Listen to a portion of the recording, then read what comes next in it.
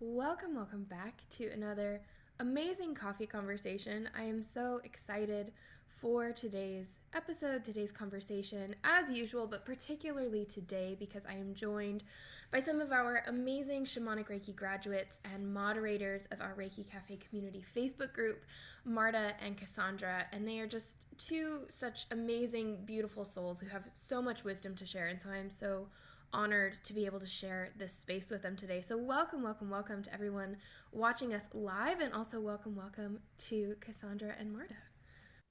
I love when we get together like this because I feel like we all have such unique perspectives on all of this that it's just so fun to get to hear and share these voices. So hello to everyone watching us over on Facebook. Let us know where you're watching from, what you're drinking, how you're doing with the weather that we have going on today. I know that we've had quite some interesting experiences for the past couple of weeks. And so, even just taking a moment, we did this at the start of our previous coffee conversation last week, but even just taking a moment and finding that gratitude for nature and for its wisdom, and how even in, the storms and the snow and the cold and all of it, that she's always taking care of herself and always nurturing herself and therefore nurturing us. And just taking a moment to acknowledge what a beautiful process that is, and also how much we can learn from that, of being willing to take up space and nurture ourselves, even if from the outside looking in, our minds could label it as hard or bad or things like that. Taking that time to really nurture ourselves, I think, is a really beautiful opportunity. We have out here in Western New York. Luckily, I don't live in Buffalo where we got over 4 feet of snow, but I live in Western New York closer to the lake, and we do have snow. And it's really easy to get into that normal mundane mindset of, oh, I hate it. It's icy. It's cold. It's slushy. I don't want to be here. And I just stop and I take a second. I go, but what's happening on the inside? It is giving me a chance to work on myself. If I get sick and I have to stay home, I'm like, maybe this is actually a blessing in disguise. And I just think about what's going on under the surface of the earth right now. A lot of locals have planted garlic already. So that can come up in the springtime. And I just think of all of the seeds germinating and what we've planted ahead of time and what we're nourishing to grow so we can see blossom later in the year. That's beautiful. And that's what I did last week. I'm in San Antonio, but it was down to like 12 and 13 degrees. And of course, anybody who's familiar with me knows that I'm a garden head because herbalist thing. And I did a lot of sowing last week, like, in the cups, and I made a little greenhouse out of Tupperware. So I'm out there, they're out there seeding. And this morning I planted some peas and carrots. And even though it's drizzling, it's up into the 60s almost. It was -10 here the other day. It was cold. Yeah, but it was also time for me too, because my son was gone back to college. My husband was back at the office. So I did a few journeys. I got some meditation. I got to, work with my cards. It was good to be back into my spiritual routine, where it kind of goes out of whack during the holidays. But to not be able to do anything because of the weather and leave, I had a lot of time for myself, and that was good.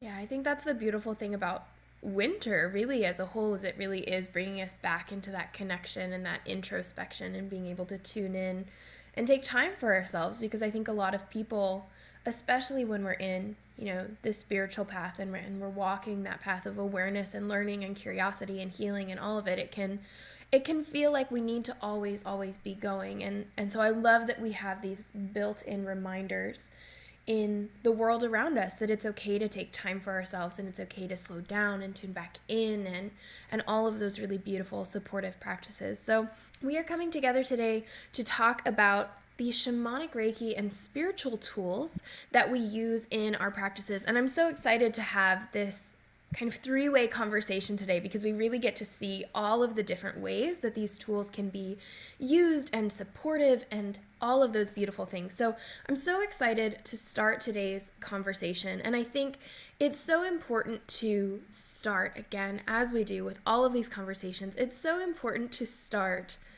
with the definition of what is a spiritual tool. Why do we use them? Why are they so important in our practice? And so when we think about spiritual tools and we're thinking about all of these almost intermediaries that we're using that help us connect to the spiritual world, whether it's a crystal that you really resonate with, or it's your shamanic drum that helps you go on a journey, or it's the feather that you're using to brush away energy. No matter which spiritual tool you're using, it really is this intermediary between you and spirit, source, God, universe, whatever you resonate with there. And what I love about that is, especially when we're looking at shamanic work and shamanic Reiki, is there's an aspect to that of we're using nature as this kind of bridge between us and the spirit world, because that's really what nature is, right? It's that middle ground between us and the spirits. I think we've all had that experience of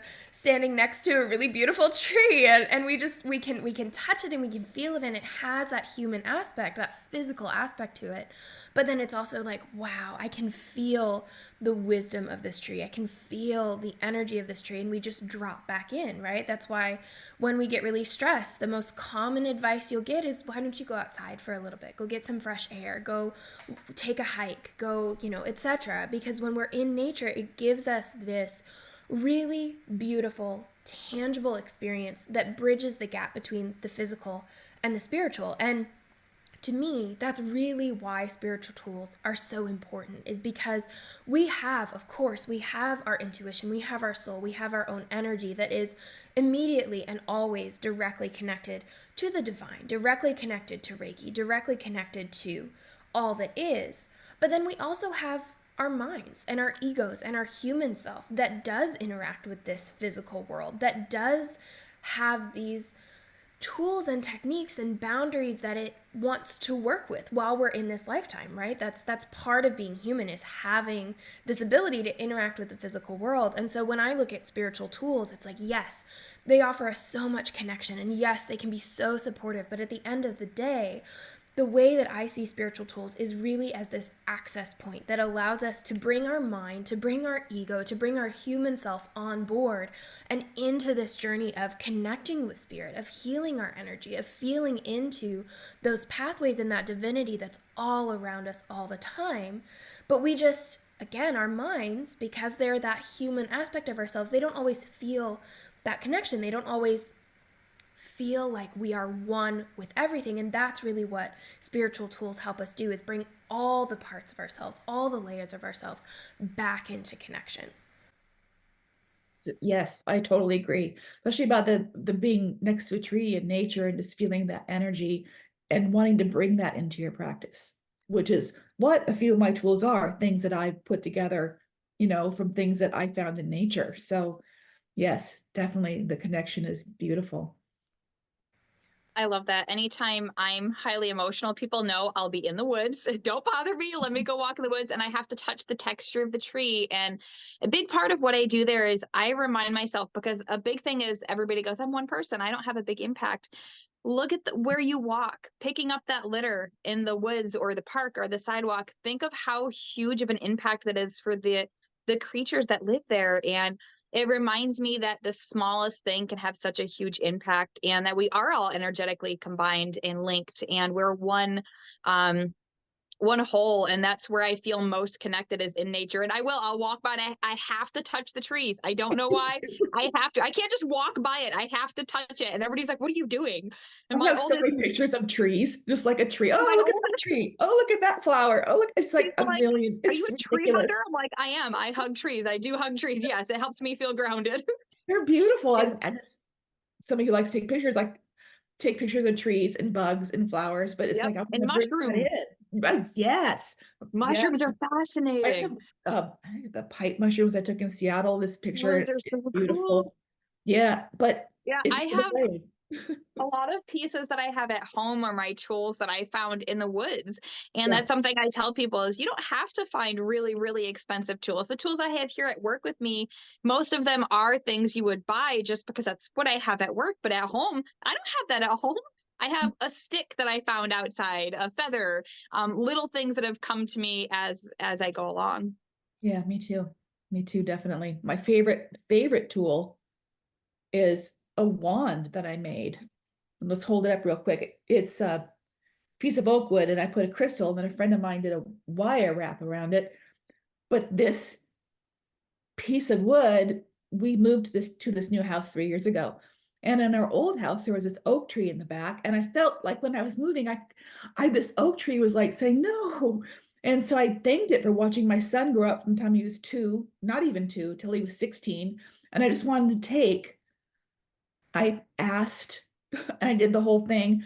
And I got permission from the tree to take a little bit of it, and I polished it up and I made my wand with it. And so I always had that tree that watched my son grow up. And I love that. And that to me is an invaluable tool that I can never buy in a store. I have something very similar. I lived with my father for a while with my kids until I moved in with my husband, and I was leaving, and it's such a beautiful piece of land. And to give you guys an idea, it's a house that sits on 22 acres of field and 22 acres of woods. So it's completely surrounded by pine trees. It's an oasis. And I was sad to leave, and I walked out with my last box to put in my car, and there was this piece of wood on the ground, and it looks very similar to your wire wrap, but there's a piece of old vine wrapped around the end of it, and it looks just like the wire wrap, like somebody deliberately put it there. Wow. So I picked it up, and I've kept it ever since, and it sits with me all the time in my room. And I'm like, I could never buy that. You could wrap a vine around a stick, but it's not going to be as beautiful as what nature creates. It's just not. Yeah.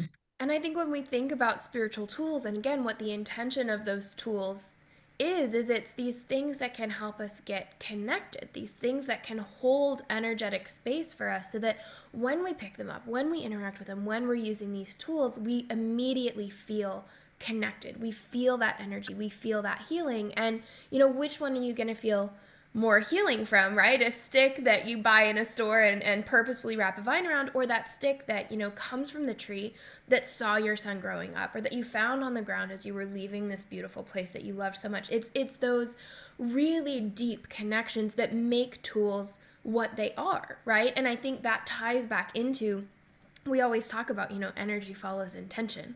And I think that's so true, even for the spiritual tools that we use, of what is the energetic importance, I call it the energetic integrity of that tool that you're using, that clarity, that purity, that knowing that that tool was meant for you. And I think one of the beautiful things that happens when you start working with spiritual tools is they find you. You can go to a metaphysical shop and buy your sage and buy your wand and all of the things, and they will be beautiful, and you can calibrate them to your intention, and you can use them in your practice, and they're amazing.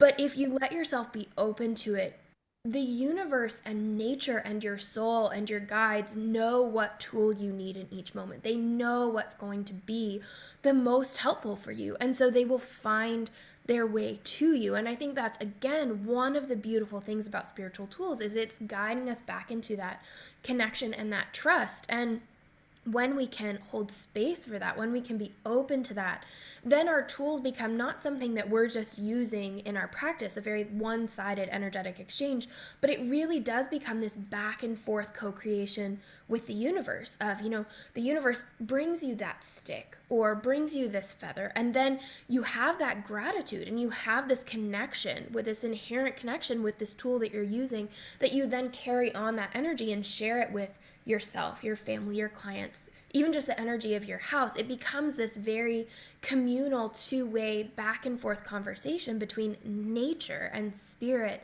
and you as you're using this tool. And I think that's so profoundly healing, to be able to have that connection with the things that are in your practice, because then it takes it from a surface level, I'm using the sage now because that's what I'm supposed to do, to I'm using and burning this Palo Santo because it found me, and it's connecting me to that energy. It's uplifting the energy of my space, and I can find gratitude for that. It just brings it to a completely new level of healing.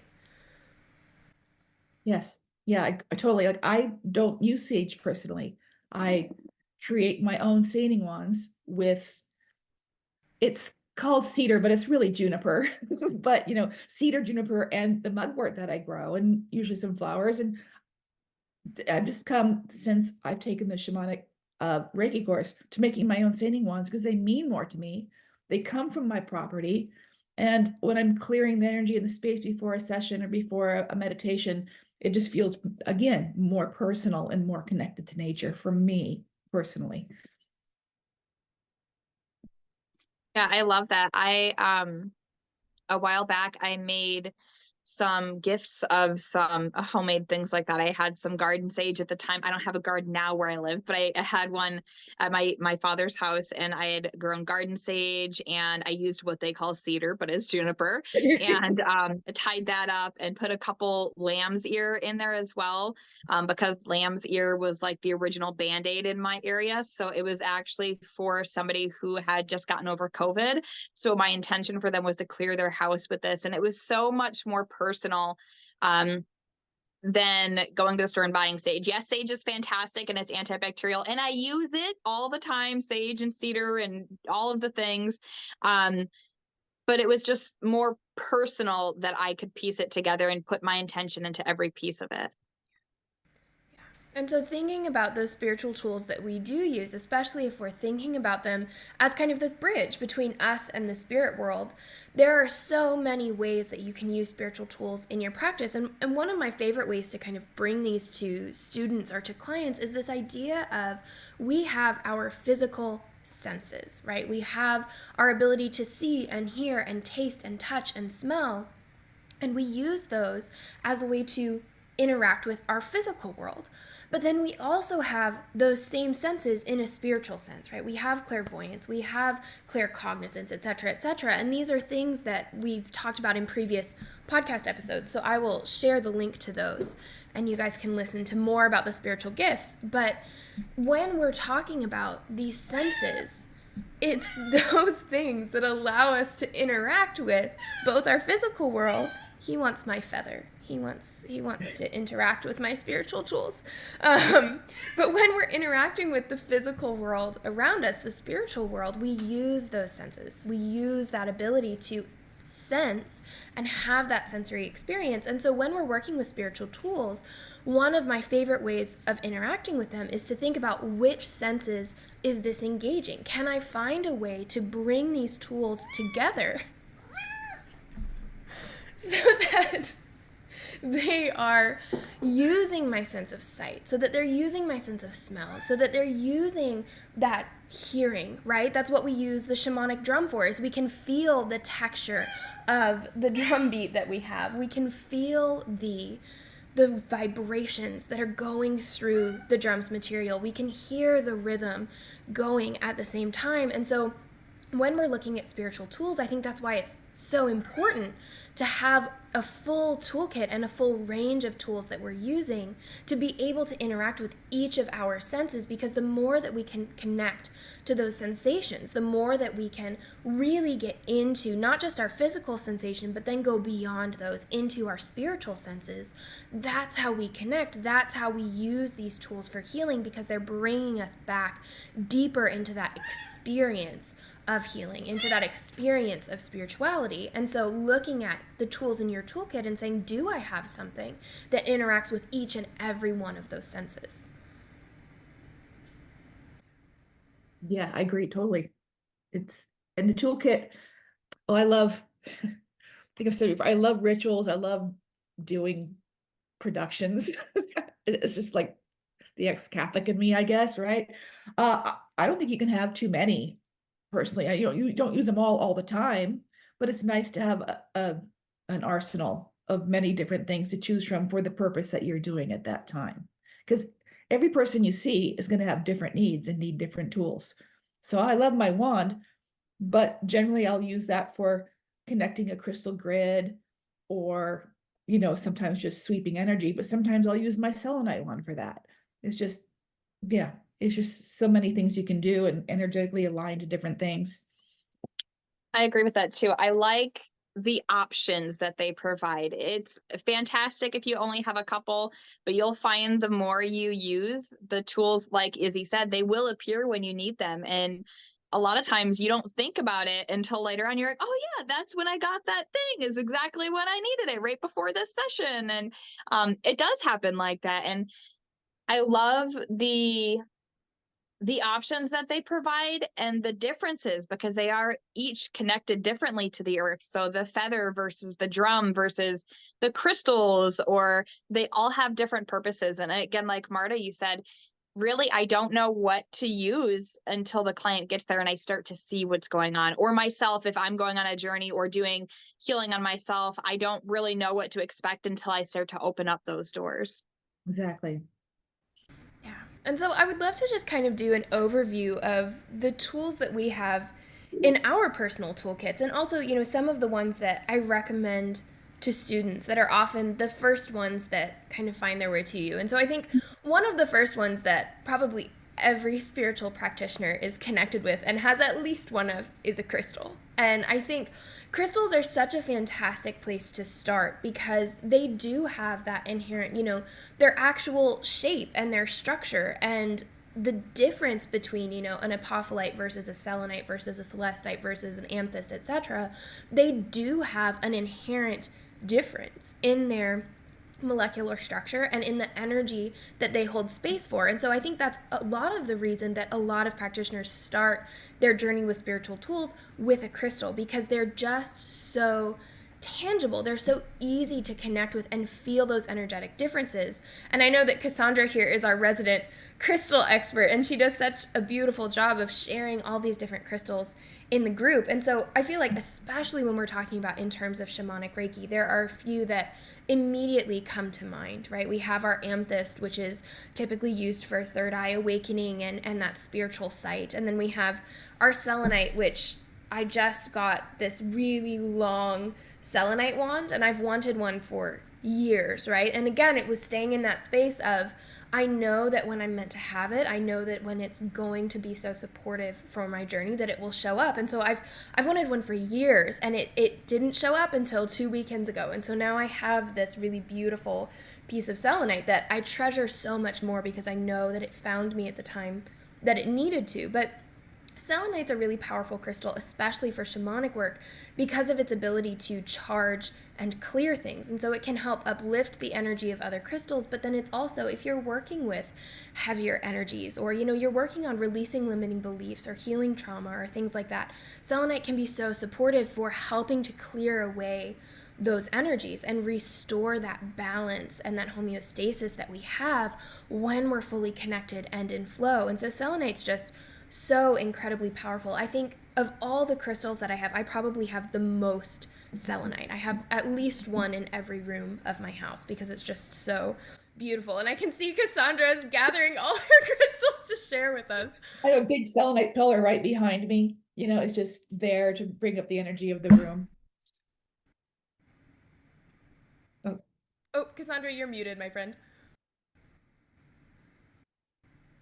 Only a couple. There's a lot in the other room. I actually found this really cute jewelry box at Goodwill one time, and it opens up like this, and I keep a lot of my smaller shamanic tools in there because it keeps it nice and organized. I paid $4 for this at Goodwill. I needed something small, and it's perfect for that. So I use crystals in a lot of stuff. But I have a few that I use. I have a larger selenite, the satin spar selenite, but I also have a small one because it pairs with my, it's called stibnite. And it pairs really, really well. It almost brings a yin yang effect where stibnite does work great on aligning with chakras and everything as well. But it brings an extra grounding, because for some people, the selenite can be super, super up in crown chakra and energizing. I have ADHD, it's the opposite for me, but not everybody. And so I love these. I actually have selenite harmonizers with the chakras down the middle. I use those for my clients as well. But specifically shamanic work, if I'm doing a journey to retrieve soul fragments, or if I'm looking at the soul fabric, I like to combine a carnelian and a prophecy stone. They're really, really great for past life work specifically. So I like to use those because it helps the client to stay, or myself to stay above the situation, so I'm not re-traumatizing. Then I have peace jasper because it's super calming, and a lot of times in shamanic sessions there's a lot of releases, so it helps emotionally with that. And then I use my obsidian arrowhead at the end to help me disconnect, which is super common as well. My athame is also crystal, but I'll get to that later. I love crystals too. Help it.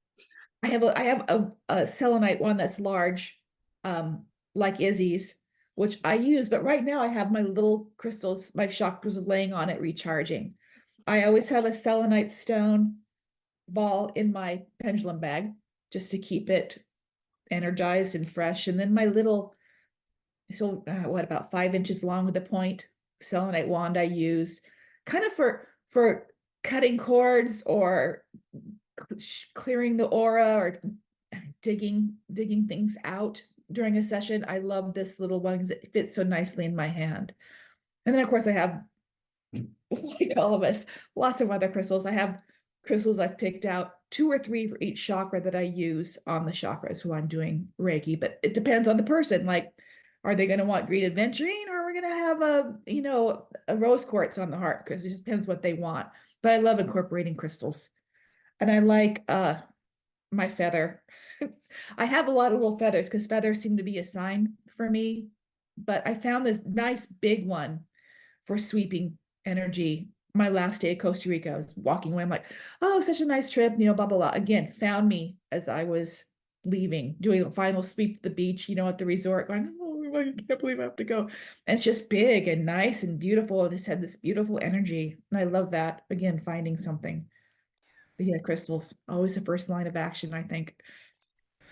And I love them because they really do help us, again, connect to so many of our senses. They all have those different textures that we can feel and touch. And then they have, that aspect of sight and how absolutely stunning they are, right? I think, there's a reason that one of the, traditional meditations that we teach is just go take a crystal, because they just are so grounding and they're so intricate, and they really help us focus those sensations of touch and sight, but then we can also feel how they make us feel. There's a crystal shop down by my house that I absolutely love, because the woman there is just, her entire life is crystals, and she's done a phenomenal job cultivating everything that she has in this shop. But you won't be in the shop for 5 minutes until she's like, come here, hold this, tell me how it feels. And I love it because she's so deeply in tune with the energy of not just the crystals, but also the people that come in her shop, that she just immediately knows, oh, this person needs lepidolite. I remember the very first time that I went into that shop, I had no idea what crystals were. I was just starting out on my Reiki journey. I was really young, and I was, in that state of anxiety and depression. And she came over and she gave me a piece of lepidolite. She was like, this one needs you. And, now we can look at lepidolite and say, oh, that's a really common crystal for people who are struggling with anxiety and depression. But of course I didn't know that at the time. And it's those experiences of like, that crystal found me when I needed it most. And it kind of catalyzed this journey for me of all the crystals that I use in my practice now, because of that one experience that was so powerful. And so, crystals are such a beautiful tool to use because they have so many different purposes. But then we also have things like Marta was saying, like our feather that we have. And, typically feather is, we have turkey feathers, peacock feathers, eagle feathers, bird feathers, all of these really beautiful feathers that we can use to kind of brush away energy that's ready to be released. Almost like, we brush away cobwebs out of the corners of our house. I often feel like the feather is really beautiful for brushing away those energies that are stagnant on us. And somebody was actually asking me the other day, and I thought it was such a good question of, why a feather? Like, I know it's connected to nature. I know that it's, it can brush away energy, but why the feather? And when we look at, again, how every single spiritual tool that we use has such deep symbolism to it. And we think about, in shamanic practices, we have our universal healer animal of eagle, who can come and lift away that energy, who can take us and give us that energy of freedom and freeing us from those bonds that bind us, and that feeling of soaring above and seeing that big picture vision. But then we also have that ability to understand that, birds are, while they are creatures of the earth and they are connected to nature, they do have that ability to fly and to be free and to just expand and grow. And so that's really why we use the feather, because again, when we're using a spiritual tool, it's not just the tool that we're using, right? It's the energy of the tool that we're also bringing into our practice. And so these feathers really encapsulate that energy of freedom and expansion and having that big picture vision. And so if we can use them in a really mindful way, right, they are beautiful for brushing away that energy and for clearing our chakras. And, a lot of times if you use sage, traditionally a feather will be used to kind of direct where the sage needs to go and blow it in the right direction. But then there's also that aspect of connecting to that energy of freedom and expansion and just growth and soaring above the problems that we're facing, or soaring above where our energy is now. And that's one of my favorite things about using the feather in the practice. Yes, you said it perfectly. I love the feather, and it's always generally, I have a spiritual altar and I use it as the air symbol for me. I have a few feathers there that I found over the course of the years next to my sanding wand is always there because it represents the air and the, like you said, the freedom and the movement and the brushing away of negative energy. I love them. I love feathers. I love them too. For the longest time, I would find all different kinds. I will say, look at your locations and where you live, because you're not allowed to have certain feathers where I live. I live in New York and I can't own eagle feathers. I can't own raven feathers. Unless you're a part of an indigenous tribe, you're limited on what you can own. So that's one factor that I think sometimes we forget. But I actually found them for a long time. And then I had a customer who came in one day, and I have some really tall peacock tail feathers that are absolutely gorgeous that a customer had given me because she knows a lady who has a peacock farm.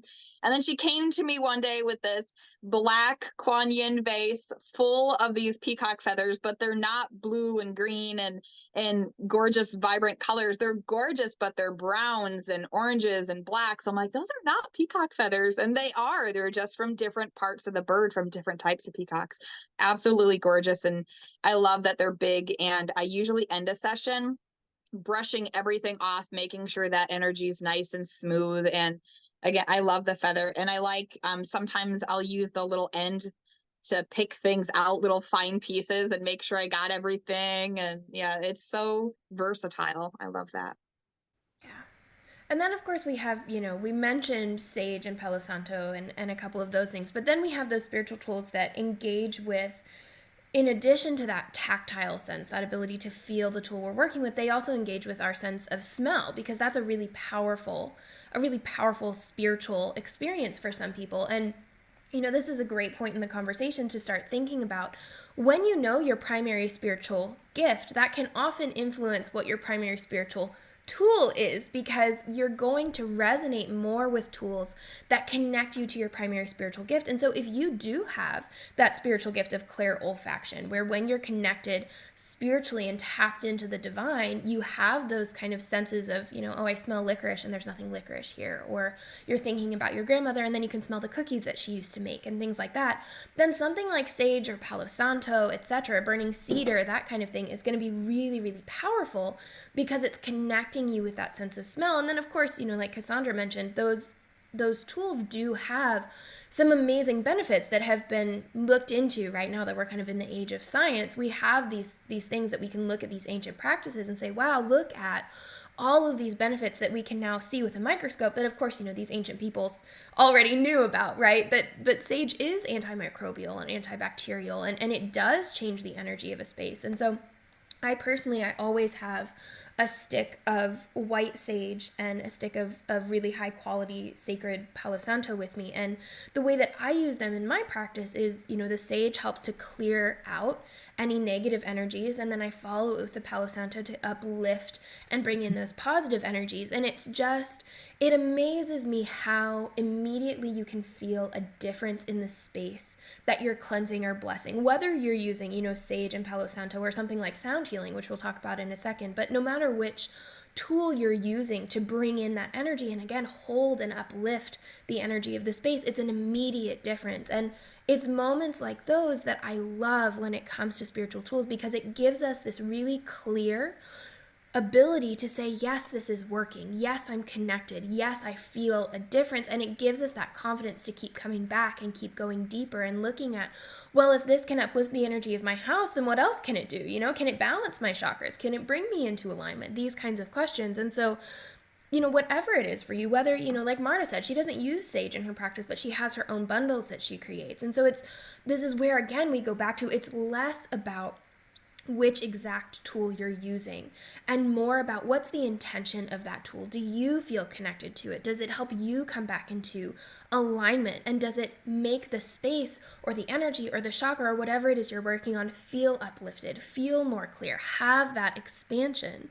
And I think that's, again, the beauty of spiritual tools, like we've been talking about this whole time, is we have these standard tools in our practice, right? We have our selenite crystals and our feathers and our sage and our drum and our singing bowls and all of these things that are kind of standard practice, but we get to pick and choose which one resonates for us, which one's going to be the most powerful, which one's going to resonate with my spiritual gifts and help me come back into connection with my inherent nature and with source and spirit and God and all of that. And so that's, again, that's where connecting with our senses comes in. And so we do have those tools that connect with our sense of smell. Yeah, I love Palo Santo so much that I actually buy chips of it and mix it with flowers and burn it as an incense sometimes when I'm doing a journey, just to make the whole energy brighter the whole time I'm doing my journey. So you get chips like on Amazon, is just, and I mix it with make a little incense, loose incense blend and burn it. And it's just, the smell is so beautiful and it is very cleansing. And I love Palo Santo. For the longest time, I hated the smell of sage. I hated it. Every time it was burning, I'm like, oh, that reeks. I don't like it. And now I use it all the time. A lot of times I'll open up the store and I'll go through real quick and sage, or at the end of the day, I'm like, oh, there were some people in here that had really heavy energy. I need to kind of cleanse that. So I do the same thing. I do sage and then I'll follow with Palo. Sometimes if it's just, it needs a little bit of brightening, I'll use Palo, but I've also used like Yerba Santa. If it was a really, really, really heavy, sticky energy that was really gross, I've used that. Or I've done rosemary or thyme or whatever intuitionally I feel it needs at the time. But I think the power of smell is so important. Some people use essential oils before their practices and oil blends. I have one. It's not even an oil blend I made. It's an oil blend that came in a book box I order, and it's it's black raspberry and cypress, and I absolutely love it. And I've tried to have somebody remake it for me, and it didn't work. So that's the only one I have. So I use it very sparingly before my sessions. I'm like, okay. Yummy. Yeah, it's delicious. And I've done incense before. I know a client's coming in, but I make sure it's dissipated before they come in so they're not walking into a room full of smoke. Yeah. Well, rosemary too is another one that's known for cleansing. I mean, just for centuries, it's a healing herb. I love rosemary, burning rosemary too, adding that into my wands or into my little incense blend that's going. My favorite thing is because we have so many incense and different bundles here, people walk in the store and the first thing I hear, if it's not, oh, the energy feels so good, is, oh, it smells great in here. Yeah.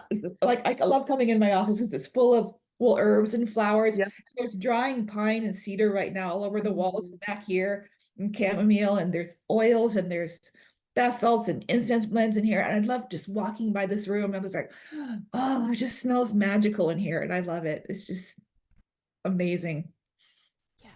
Yeah. And so then we also have, honorable mention here of the spiritual tools that engage with our sense of taste, which I don't think people think about a lot. But I know that Marta here has one of my favorite spiritual tools that engage with our sense of taste, which is flower essences. And I think the sense of taste and finding a spiritual tool that interacts with that is really interesting, because I think it's one of the few spiritual tools that is not as commonly used in a practice. A lot of times a tool that is used with your sense of taste is very, very personal. It's very much about your connection and coming back into that alignment in your body and in your energy. And so something like a flower essence is really there for, you drink that essence, you're using that in your practice. And even things like, eating mindfully can then become a spiritual tool where we're looking at the energy of the food that we're eating, the energy of this orange, and all of the work from all of the different people all over the world that went into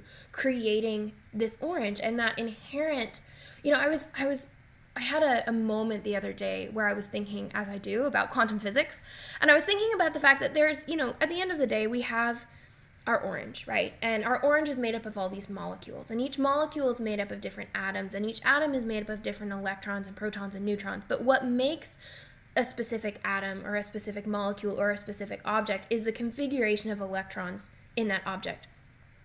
But there's nothing to say why those electrons choose those shape to create this thing, right? If we don't bring in that element of spirit or source or consciousness in nature, there's no reason for the electrons in an orange to choose to become an orange instead of choosing to become an apple or a grape or a piece of wood or anything else in nature, right? And so when we bring it back to that idea of this orange, this energy was consciously created to be an orange. It was cultivated, and its energies and its electrons, and it was chosen to be in this shape. It chose to come into the world as this orange. And how amazing is that, right? Like, how much gratitude and appreciation can we find for the fact that, this orange or this carrot or this potato or this piece of meat or whatever it is sitting in front of us, that we then get to eat and enjoy those energies and bring those into our own energetic system. Because that's, I had to sit, I think I had a good 30 minutes of just sitting at my table having a bit of like an aha moment of,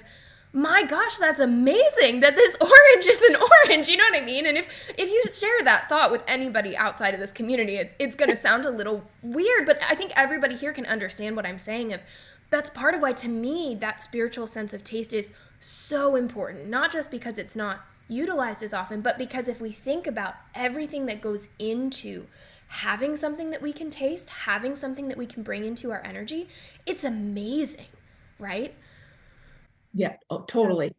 And I often will do, and actually I have it here as one of my tools. I will do a flower essence before a session, and during a session, if I'm doing it in person, I can sense, what they need, and I will offer them some flower essence during the session, and or put it on my hands and have the energy of the flower go into work with me with the Reiki, because it's vibrational medicine and it's beautiful. And I love the flowers. And as a gardener, before the freeze hit, I had some sugar snap peas that are all dead, but I would go pick a couple and just eat them. And just, if you just really think, wow, I grew this, it came from the dirt, it's beautiful, and it's so sweet. And it's so amazing when you really, with intention, take something in. Yeah. And it's truly a forgotten. You don't think about it very much as a tool. And then going off of what you said, Izzy, the fact that our bodies and our stem cells chose to be taste buds on our tongue that give us the ability to taste, or to our ears became ears that have the inner bones and allow us to hear, and how complex we actually are, and giving gratitude for that we have the abilities that we do have. Every day, I was just recently, I had hurt my ankle in some snow, and I was carrying the baby, and I sat down and I just had a thought. I was like, wow, though, the fact that I can feel that I did that, and that my body can heal that. And then I was eating, and I was like, the fact that I can taste the food I'm eating, and all of the things that come into us as beings and who we are. If you really sit and think about it, it's just so gratifying and astounding at why we are what we are. Yes, and I think that, again, that is the point of these spiritual tools. It's not necessarily so that we can balance this chakra or cut this cord. Those are steps in allowing us to step back into that state of wonder, that state of amazement, of gratitude, of appreciation, of openness. And that, to me, when we can look at spiritual tools in that way, that's when we're really coming into full connection with them and using all of their potential, is understanding that, that selenite wand that's in front of you, yes, it can cut cords, and yes, that's an amazing experience, but why are we cutting that cord? Why are we doing that in the first place? And it's to bring us back into that state of alignment, to free us from those ties that are holding us back from being our most expansive self, from stepping in our truth, from feeling that connection. The same thing with our last sense that we haven't talked about yet, which is our sense of, our hearing, our ability to hear sound. And one of the most common tools in a shamanic Reiki practice is your shamanic drum, right? And we have these beautiful tools that we can then, we can hear that drum beat. Or if you have sound bowls and a tuning fork, or I have this beautiful set of gongs from a monastery in Tibet, and they're just, the sound that they make is so clear and it's so healing. And it's that, again, that ability to come back into when we're feeling those vibrations, when we're hearing that sound, that music coming through our system, and how immediate that connection is, how immediate it is that when we hear a gong or we hear a singing bowl, it's just, we're immediately tapped in, we're immediately tuned in. And it's like, you know, we have our drum that we do at our shamanic drum beat at the specific tempo that's going to take your brain into a theta wave, right? And this is a practice, this native drumming has been a practice for hundreds, if not thousands of years. And we're just now, you know, because again, science is a hot topic right now. We're just now realizing that the reason that we have that specific drum beat is because it alters our brainwaves. It brings us into a state, an actual state of consciousness that facilitates our connection to spirit, that facilitates our connection to ourselves. And then when we're in that open state, that's when healing occurs, because there's no longer any boundaries to keep our energy stuck in a way that's, you know, unnatural, quote unquote, or a way that's stagnant or blocked. We are immediately open and flowing, and that's when healing occurs. And so we have these tools that they alter our brainwaves and they bring us into this state so that when we go to do a shamanic journey or when we're meditating and we're listening to this sound, we are open.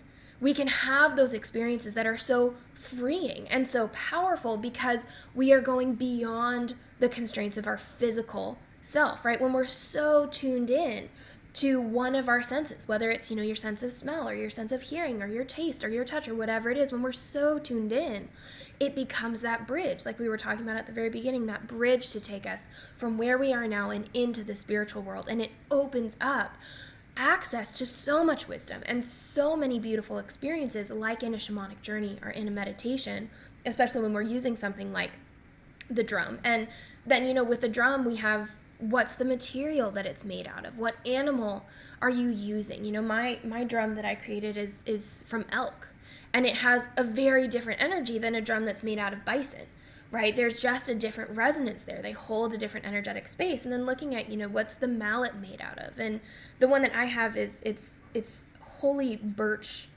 bark that I have the handle made out of. And then there's, you know, some of the elk hide, but there's also this really beautiful red cloth inside that's kind of that symbol of the shamanic practice and that sacred nature there. And so then, you know, then we have all of these layers to these tools that we're using and how connected it can bring us. And again, going back to the energy that each element of that mallet or each element of that drum is holding, that space that it's holding for you. So that then again, then you add in the drum beat or you add in the singing bowl and the actual sound of it. And it just is so freeing and so expansive and so powerful, and it brings us back into that state of wonder and connection, which is really what we're using them for in the first place. Exactly, the sound. It's kind of a fun little quip, but the Nordic shaman women, they're mostly all women, they would have a group of young girls sing them into their journeys. Which I thought was fascinating, but I learned that their sole job was to sing the shaman into her journeys, to make the music for her to go on her journeys. So it's always been very important, just the sound and the music and the drums. And I like to use a tuning fork over the chakras when I'm spinning them, you know, and a sound bowl that I have to end the session and begin the session. But yes, music and drum beats and sound is just a beautiful part of a shamanic practice. I think sound has always been powerful for me. I'm the person who will put their music on as loud as it'll go, and it's just always been a tool. But when I started traditional Reiki, the first thing I actually bought were these bracelets with cha-cha seeds, and it would help me clear the energy as I was doing a session, because the sound breaking up the frequency of the energy field. And that was the first thing I ever got. But now I have singing bowls, and I have a quartz pyramid and a gong, and I have a bunch of things. But my most favorite one is my drum. That was handmade for me, and it's on cedar. It is, I believe, water buffalo or bison. I'd have to ask. Buffalo. She said buffalo. I wanted elk and deer, but they were out. So I was like, that's fine. Buffalo works for me. That has a great energy. And I specifically got to tell her I wanted a deeper tone because I didn't like the high resonance. So my beater's apple, and it has such a deep tone to it that for me, that was a lot better than the higher pitch. I'm like, that's what I need. And it was so nice to be able to have something created with my specific purpose in mind, it's such an important tool in my practice. Yeah. And this is, we're coming to that point where we're wrapping up the conversation here, but it's coming back into that understanding of everything that we've talked about today, each spiritual tool, in addition to those energies that we've been talking about or how it interacts with our own senses, each tool also has its own purpose and a specific set of practices that it's really helpful for using, right? Like we've mentioned a couple today of, selenite and cord cutting, or the feather and helping to clear the chakras and things like that, the drum for journeys, etc., or for breaking up the energy. And so this is where we really love to play here at Reiki Cafe University. If we can have all of these amazing conversations here on the podcast about the energy and coming into connection and finding that wonder and that gratitude and how we use tools in our practice. But then when it comes time to really dive in deep of, okay, what spiritual tool is showing up for you? How are you going to use it in your practice? What crystal is resonating for you most and why? What feather is going to find you and what's the reasoning behind that? How is it connected to your power animal and your experiences in the lower world? When we're using our drum and you're hearing that drum beat, why is it the higher or the lower resonance that resonates for you, pun intended, most, right? Like looking at these tools and techniques that we have and then putting them into practice, giving you tools and steps to then not only, have this really beautiful selenite or this drum and kind of feel like, oh, it's pretty and I love it and I know it's meant for me, but what do I do with it, right? I think we've all had that experience where a tool finds us and then we're kind of stuck with this feeling of it's beautiful and it's wonderful and thank you so much, but what now? Why is this the one that found me? And that's really, again, part of what we cover in our Soul Rising program, this 4-month online Shamanic Reiki program, is we're diving into these spiritual tools. We're giving you tangible spiritual and shamanic tools in each module and each week that you're then going to learn how to work with. You're going to use and find a way that not only is it, of course, going to bring you into that state of wonder and gratitude and appreciation, but the course is really set out so that that pathway, walking across that bridge, becomes a step-by-step personalized experience where if you have cords to cut, if you have limiting beliefs that you're working through, if you have traumas that you're working to heal, we're going to take you through the process of step by step by step. Here are the spiritual tools and techniques that you need in your life, in your practice, to help you free yourselves from those bonds, to help you find that healing, to help you step beyond that limiting belief, that memory, that trauma, that stagnant energy, that blocked chakra, whatever it is. And it really becomes personalized. So yes, you have this 4-month container where there is that coursework, there is, the videos that you're watching and the meditations that you're doing and the journeys that you're going on and the group calls that you're attending and the workbooks that you're working through and the coaching techniques that you're implementing. But within all of that, it becomes a personalized experience of what do you need in each moment. What tool is calling out for you and how can we use it to expand and maximize its potential? What limiting belief do you need to work through or release to get to where you want to go, and how can we get you there? How can we help you walk across that bridge from where you are now to where you want to go? And that's really what Soul Rising is all about, is it's for those individuals, whether you've been on your spiritual journey for years or you're just now starting out and you're like me and you wake up one day with the word Reiki in your head and you're like, I don't know what it is, but I'm gonna do it, right? I think so many of us have that experience. It doesn't matter where you are in that journey, but if you're feeling that sense of, but there's more, I'm missing something, what do I do with this? It's like there's that wall in your life, whether it's, over your heart or an actual experience in your physical life or a thought pattern that you're stuck in. There's something that's keeping you stuck. And if you're feeling that stuck energy and you're ready to move beyond it, you know that you can. Those are the only prerequisites for joining Soul Rising. It doesn't matter where else you are on your journey. It doesn't matter what else you're working through. It is purely just if you can feel that there is more and you're willing to do the work to get to the more, to walk across that bridge, then that's what Soul Rising is here for. And it's such an important experience because it gives you a space where not only are you getting that support, are you getting this wisdom, are you creating your own toolkit of shamanic and spiritual tools and techniques, but you're also getting a community to witness you in that journey. You're getting 3 mentors who are going to walk with you every step of the way and watch you in your healing, who are going to hold that energetic space for you. Just like we've been talking about how our spiritual tools hold that energy for us in our practice, then you have teachers and mentors who are going to be holding and uplifting that space for you. And so it's just a incredible experience because it's holding you in all of these different ways. It's guiding you in all of these different ways, but it's giving you tangible tools and techniques and knowledge and shamanic experience and training and reawakening that Reiki energy and rekindling that inner passion and helping you realize that you are more than your limiting beliefs. You are more than those thoughts that are holding you back. You are more than your past. And let's show you, let's prove to yourself that that feeling that you have of there's more, let's prove you right. There is more. You are more. It's possible.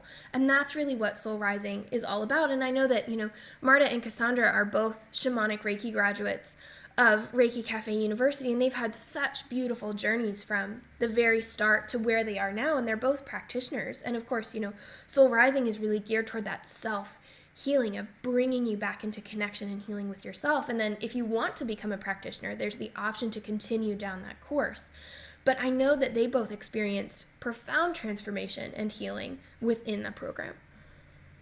Definitely. And I wouldn't be the practitioner I was without the self-reflection and the going back to, factory reset of who I am and doing that healing of the inner child and just recognizing that, well, when I was doing Reiki before, I would see colors and I would always feel the need to work with my wand and work with nature, but I didn't know where to go with that. And this program showed me where to go with that. And it's been amazing and it opened up a whole new world for me. I just, it's amazing now that I am working with the plants and the nature that I love and always wanted to, but now I know how and what my function there is. So yeah, it's a beautiful program. Absolutely. I wouldn't be where I am today without it. And practitioner aside, I found so much healing that I was able to do. And it's so gratifying knowing that, yes, I could do it. And I had that support there, which was enormous.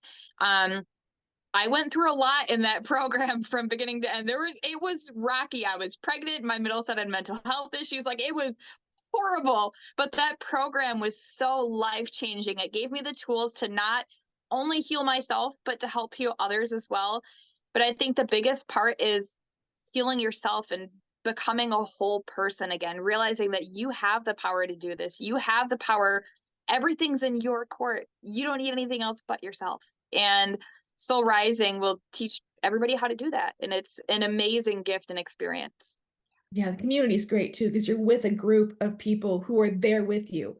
Again, I went through a lot during my program too. Maybe that's just part of the whole thing. I found out I had teeny tiny little teeny bit of cancer found early, and I had to have a radical hysterectomy and go through that. But I healed so much faster because I was in that course and I had such great support from everybody, getting Reiki every day from everybody and learning and journeying and going through my healing process. I was up and out of bed and walking and doing my thing in 3 weeks. It was just, it was amazing. And then beforehand, the support and again, learning how to heal myself and why maybe that happened to me. Why that then? It was great. I think a big part of it is, like Izzy said, the tools find you. The course finds you when you need it. So at that point in our lives, we both needed that without knowing we needed it. And that's where we ended up. You'll know if that course is meant for you. You're going to know if you're in that place where there's more and you just don't know where to go, or you want to do some inner work, but you're like, shadow work, what's that? I have no idea. This is such a great place to dig deep, and it really does offer that community of support. Beautiful. I have chills from listening to both of you because, obviously I was there for all of those. You were there. And I was there, and I got to witness those. And, we had those moments where we were kind of guiding through those processes and experiencing that and helping you with, those realizations of why this and what's the significance here and what tools can we use to help you feel grounded and calm in the midst of the chaos that's happening outside of you. We had a student on one of our calls on Friday who was talking about a feeling that I think so many of us can relate to, whether we're spiritual practitioners or not, but that idea of feeling like an imposter, feeling like if we're not happy and woo all the time and so connected, that what's the point? Why would anybody come see me? Am I actually doing any healing work, etc.?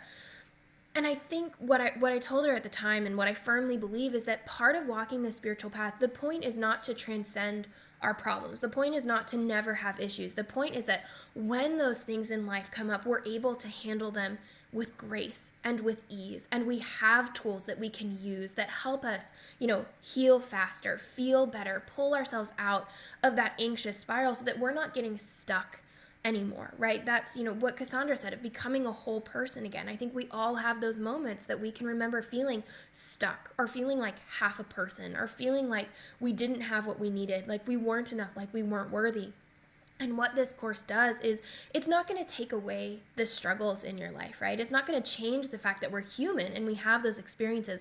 But what it's going to do is it's going to give you the empowerment and the tools and the ability to walk through those experiences, and instead of coming out feeling stuck and like half a person and like you aren't enough and completely overwhelmed, you're going to walk through it and you're going to know that you are enough, that you can handle this. You're going to have the exact tool that you need at the exact time to be able to walk through that and feel calm and feel confident and handle those triggers as they come up and work through those processes and feel like a whole person again, because you are whole right now in this moment. It's just there's something blocking you. There's something keeping you stuck in that belief that you're not. And that's what this program is here to help you work through and here to help you move beyond. So if you're interested in joining us for Soul Rising, know that early bird pricing does end on January 31st. And so like Cassandra said, this course is going to find you when you need it most. And so if you are feeling the call, if you have that soul level, yes, this is for me, even if your mind has those fears and doubts, let's talk about it. Let's message me on Facebook, book a call with me. We send out that link in all our weekly emails, and it'll be in the show notes.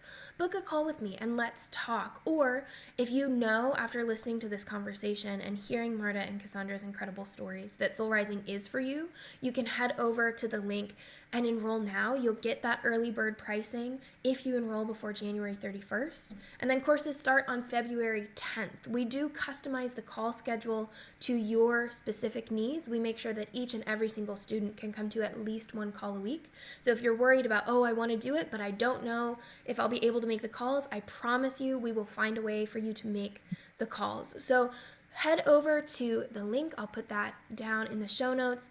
Check it out, read all the information, see all of the amazing resources and tools and support and knowledge that you're going to get through this program. And if it's for you, go ahead and sign up. I am so excited to be working with you and to share the space with you. And if you still have questions, let me know. We are here to support, and I'm sure that if you want to hear from students who have experienced this, who have gone through the process, who know exactly where you are right now and can tell you what it was like being in the program and experiencing that process, you can send Marta or Cassandra a message in the Facebook group as well. They're moderators in our ReikiCafe community Facebook group, so you can find them there and send them a message if you want to chat with someone who's been in that student role and who knows what it's like. You have so much support available to you, and I cannot wait to work with you if this is your next step. But in the meantime, thank you all so very much for joining us for today's conversation, for sharing in the amazing energy that we had today.